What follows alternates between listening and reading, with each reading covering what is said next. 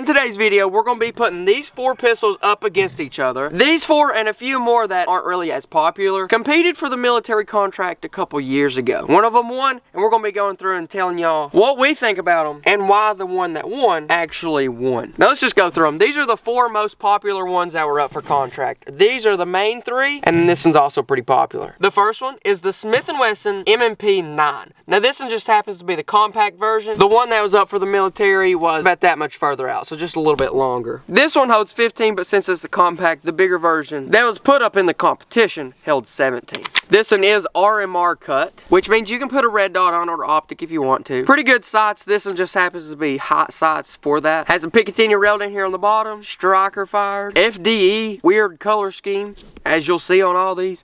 And then right back here, it has adjustable grip. Interchangeable back straps. Yeah, that thing. The next one we have, this is the Glock 19x. You'll see up top, this exact one doesn't have an RMR cut. It does have a place adjustable back strap right here, but I don't have anything on it. It does have a Picatinny rail down here, and it does have night sights, so that's nice. This one holds 17 as well. It's got a pretty big grip on it too. If you guys are familiar with a standard Glock 19, only thing that's different from the 19 is that the handle is longer and it holds more. It's basically a 19 slide on a 17 grip. Once again, the FDE pattern. And no safety. It doesn't have a safety, it has a trigger safety. This one also does not have a manual safety. It has a finger safety. The next one is the M9A3. This is Beretta. It's very similar to the M9, which is the pistol they're trying to replace through this competition. It is hammer fired, so you can pull back the hammer. It does have this safety right here, which acts as a decocker if you need to. It is double action. It has night sights, but right up here, no spot for an RMR. It does have a Picatinny rail, and it does already come with a threaded barrel. This one holds 17 as well. It is metal. All of it's metal. That's actually important. The fourth one, and spoiler alert, this is the one that won the competition.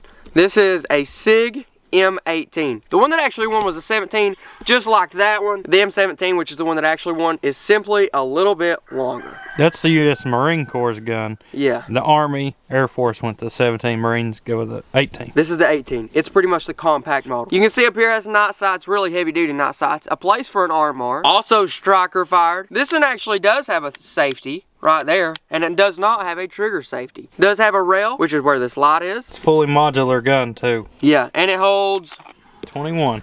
Really? Yep. Even on the standard mag? The standard mag 17. Now before we go into why the Army picked one of these guns to win, we first kind of need to look at what was their standard pistol before, which is right here. It's the M9A1. That right there is the M9A3. Now I've never had that gun, and I've never been in the military, but from the research I gathered, they didn't like that one because it jammed. Apparently there's just certain parts of it that wore out pretty quick. It jammed a lot. It had a manual safety, which just would go off whenever you put it in the holster. That's kind of not a good thing. And then one big thing about this is that it's a complete metal frame, which makes it heavier and more expensive to make. Here's what I don't get. That was one of the problems with the standard M9. It was full metal, too heavy and too expensive. Well, Beretta came back in with a new entry, the M9A3, and didn't fix either one of those. This is still very heavy and very expensive, which is one reason why they lost. I mean, it's a good gun. It's a really good, well-built gun, but I mean, hey, we're talking about the military here. They got a lot of money, but they don't have unlimited money. Now, the military was also wanting something that was a little bit more modular in ways such as it could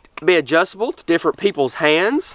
Had a Picatinny rail down here for accessories like lights, lasers if they wanted to put it on. They could put a red dot or optic if they choose to do so later. And so they really wanted a modular system. Now without further ado, let's go ahead and start shooting the first one. Big thanks to Remington for hooking us up on the ammo. This is my gun. This is the one I actually like, maybe one of the best. This is Smith & Wesson. I like it just because I like it. I don't know why. I'm gonna put on the GoPro so y'all can see like a first person what it's like. All right, here we go.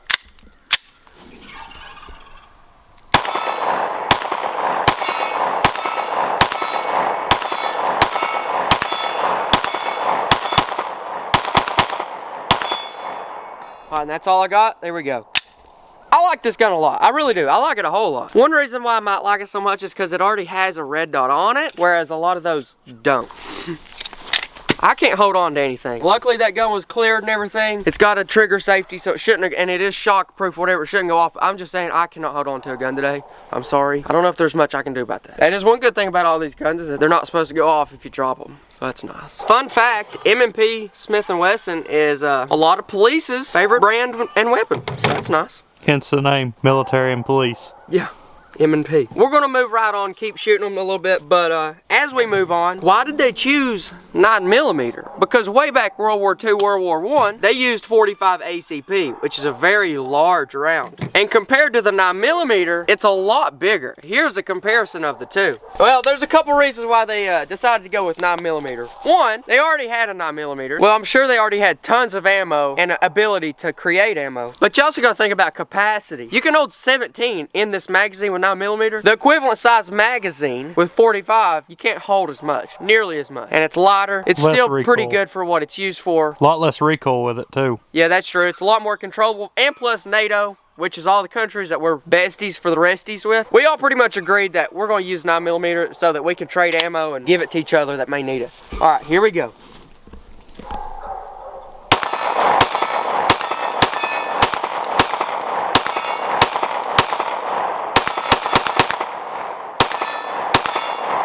There we go. Pretty good.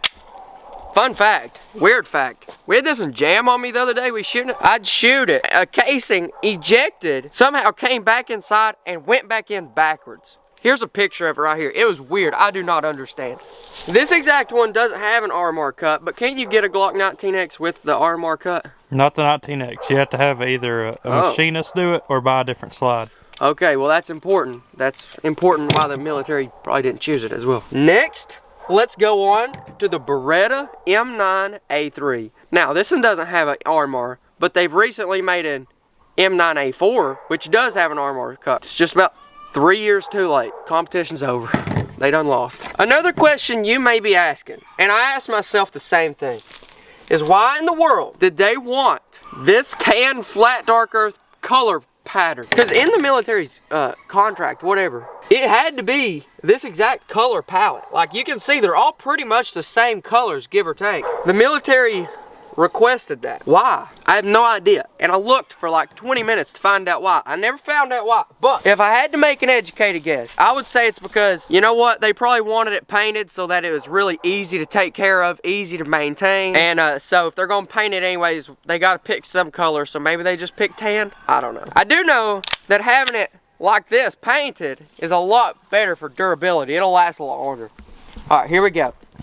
This one is a lot heavier gun, so it shouldn't kick as much.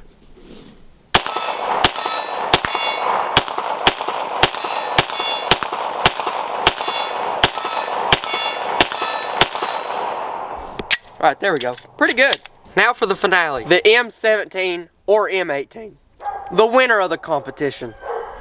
You may look at all these guns on the table and say, buddy, they all look exactly the same. They all do the same thing. And you are pretty much exactly right. But there was a few factors that went into this one to why they chose this one. Number one, it is extremely modular, more than any of these. Modular meaning ability to accessorize for the most part. Not only do you have a place for optics, the Army doesn't have to buy optics now. They can just buy the slide with the optic ready, and if they get a bigger budget later or decide they want an optic, they can just slap it on without having to buy a whole new slide. They also have this, which is a Picatinny rail for lasers, lights, whatever you may want. You may say, oh, well, it doesn't have adjustable back strap, and it doesn't, but we're gonna let Ethan explain why. So part of his modularity spiel there, the way this will be like M, S, and L for large. But this whole thing, when you take the gun apart, you can just slide this pin out and the whole fire control group comes out of the gun. That way you can put on a different size grip, different size grip length. Everything in this gun you can pull out of there with just minimal tools at all. Oh yeah, check that out. Right there, that little piece on the back that says M. So instead of just having different back straps, they just have what? Small, medium, large frames, and then everything easily and quickly comes out of the frame. Yep. Because at the end of the day, this is just a big old piece of plastic. That's cheap and fast to make. You can even look right there, like right here on the gun. Yep. The serial number's on the metal, which is the fire control group, and all that'll come out in the frame is just like you said, plastic. Yeah, so that is a very modular part. That gun's fully ambidextrous too to use. Comes with two 21 rounders and a 17 rounder. So that for the military, if they're just holding it out here, no need to conceal, they can just slap the 21 and be ready to go. What I did notice is that this one doesn't have a trigger safety. It has a true figure safety. You know what? Sometimes people in the military don't necessarily have a strong background of shooting pistols. And their pistol training, not everybody really gets it. So, big reason why they wanted a striker fired pistol in the first place. Ambidextrous safety too, I may have forgot to say that. In case there's a lefty out there, he can operate it pretty much the same way. Can't you just flip that around? Yep, that all just flips around. To make it completely ambidextrous. And then probably the most important, this gun was way, way cheaper. I don't have the specifics, but what I do know is that the first contract Glock offered for 300 million, right around that ballpark, for the same amount of guns that Sig came in with under 200 million. So that's like a pretty big difference. We'll shoot it a little bit and then I'll show you some exact numbers that I came up with, kinda. Let me get the GoPro. Safety on. Safety is on. See, you can't do that with any of those except the Beretta.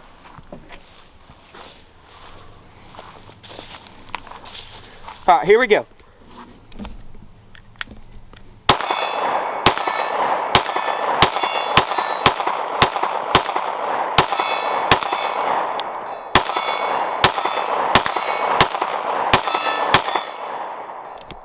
Some of the exact numbers I came up with is that over 10 years, Sig secured a $58 million deal for 420,000 guns. Now, if you do the math on that, it appears that the military is paying $138 per pistol.